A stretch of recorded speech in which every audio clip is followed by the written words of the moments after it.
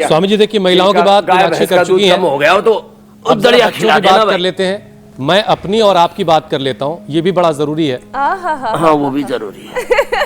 स्वामी जी तक तो ठीक था, अपनी बात कर लेता हूँ। अब स्वामी जी का शिष्य मैं भी ठहरा, स्वामी जी और मैं बच्चे ही हैं। स्वामी जी देखिए, बच्चों में एनीमिया सच में बहुत प्यारे हैं। हाँ स्वामी जी, बच्चों में एनीमिया जो है वो उनके शारीरिक विकास को रोक देता है, पढ़ाई में उनका दिल नहीं लगता फिर, और जाहिर है इम्यूनिटी भी कमजोर होती चली जाती है।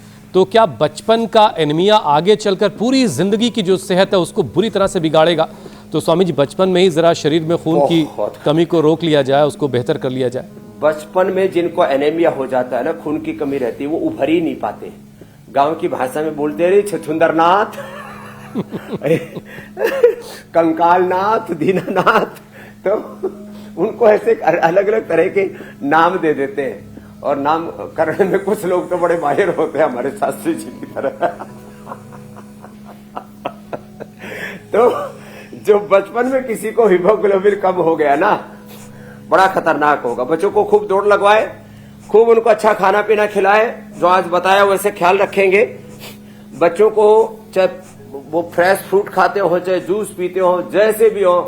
हमने तो बचपन में जैसे बताया ना, बथुए का रायता खाया और बाजरे की रोटी खाई, इसी से हमारा तो कार्यक्रम चल गया था। बाकी अनार, गाजर, चुकंदर, व्हीट ग्रास, बहुत कुछ, एलोवेरा, बहुत कुछ आज बता दिया है बच्चों को। हाँ, बच्चों के पेट में कृमि होते हैं ना, उससे भी बच्चों की ग्रोथ पूरी नहीं होती, तो उनको अड़ूसा जो है, क्या नाम है, आड़ू के पत्तों का रस, या उनको मरवे की चटनी, या उनको विडंग का पाउडर या कमीला का पाउडर एक चुटकी भर वो दे दे उनको, उससे भी उनका हीमोग्लोबिन बाधित हो जाता है। या उनको खाने के बाद लोहा सब दे दे। इन्हें तो हीमोग्लोबिन बच्चों को दे सकते हैं, इजीली ले लेते हैं गोली।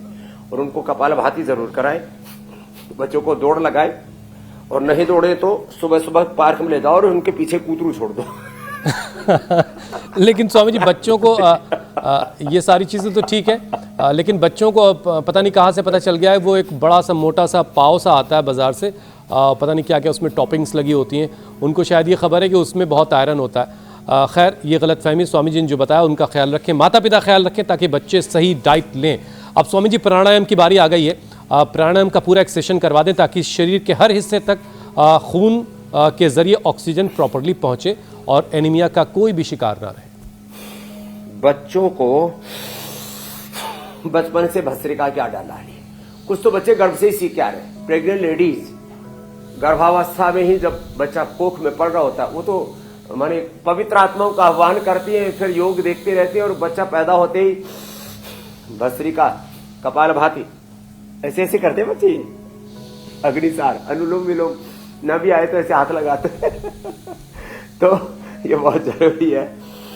भस्त्रिका से पूरा रेस्पिरेटरी ट्रैक, भस्त्रिका से 72,72,10,201 नाड़ियां, स्थूल सूक्ष्म कारण शरीर, अन्नमय, प्राणमय, मनोमय, विज्ञानमय, आनंदमय कोश, और इससे प्राण अपान व्यान उदान समान नाग कूर्म कृकल देवदत्त धनंजय, पांचों प्राण, पांचों प्राण पुष्ट हो जाते हैं। कपालभाति से पूरा अंदर के जो इंटरनल ऑर्गेन्स है वो हेल्दी हो जाते हैं। और अनुलोम विलोम से तो देह देवालय शिवालय बन जाता है। ईड़ा पिंगला सुषुम्ना में प्राण का संचार हुआ तो मूलाधार से सहस्रार तक शक्तियों का ऊर्ध्वारोहण होता है, और आत्मा में परमात्मा की अनुभूति। ये सेल्फ हीलिंग और सेल्फ रियलाइजेशन का बहुत ही अच्छा तरीका अनुलोम विलोम।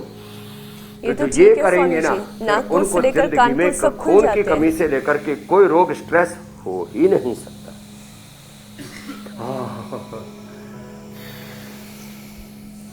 तो अगर अभ्यास करने का वक्त नहीं निकाल पा रहे हैं तो प्राणायाम भी आपके लिए ज़िंदगी में एक बड़ा बदलाव लेकर आएगा, एक तरह की संजीवनी भी है।